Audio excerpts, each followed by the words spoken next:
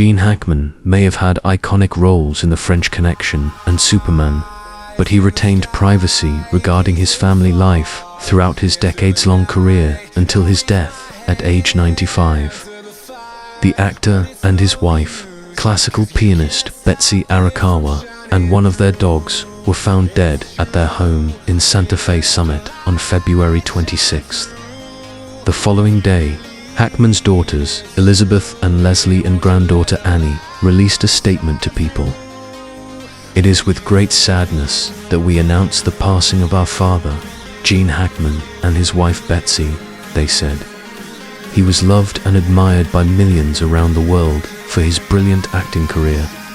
But to us, he was always just Dad and Grandpa. We will miss him sorely and are devastated by the loss." Hackman was married to his first wife, Faye Maltese. From 1956 to 1986, the couple welcomed 3 children, son Christopher and daughters Elizabeth and Leslie. 5 years after his split with Maltese, who died in 2017, Hackman wed Arakawa. Over the years, Hackman remained quiet about his personal life, including about his children, in interviews. In 1989, he told film critic John C. Tibbets that audiences were drawn to him because he could be perceived as a common man, explaining, "I like to keep my personal life fairly common, so that in my art, one can let go and one can soar." Hackman, who announced his retirement from acting in 2004, reflected on the early days of his career on Larry King Live. When host Larry King asked how he was able to handle the transition from a sparse career to an illustrious one, "I didn't handle it very well, really," Hackman said. "I took care of my family. My family's never wanted for anything, but because I was so enamored of the Hollywood of old, the glamour of that, although I never involved myself in that, I was really so taken with that.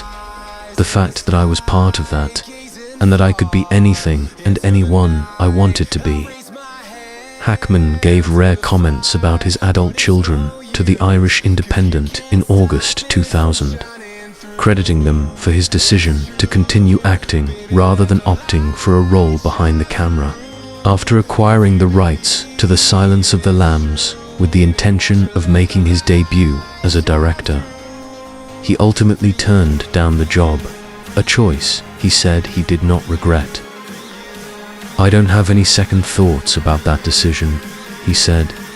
"My kids helped me see that it just wasn't the best thing for me to do."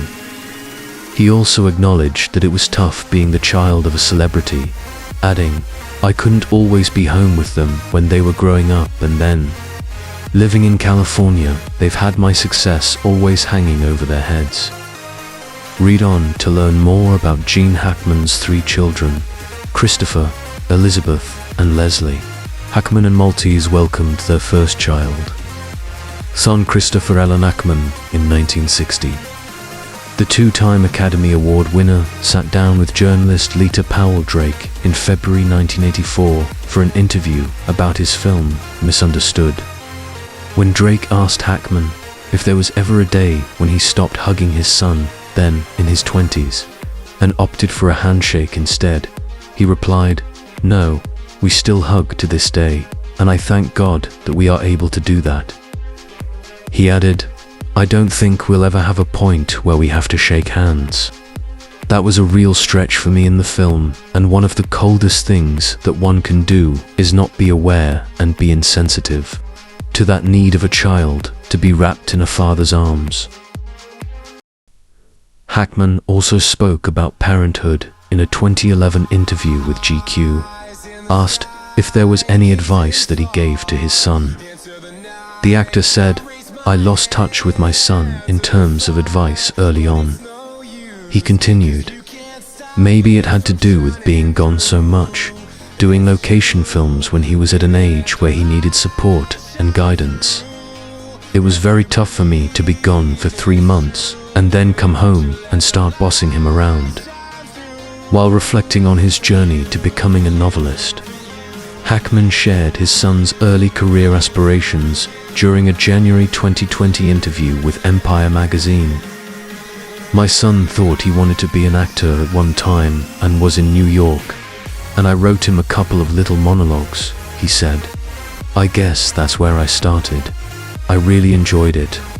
Ideas would just pop into my head and I would write them down."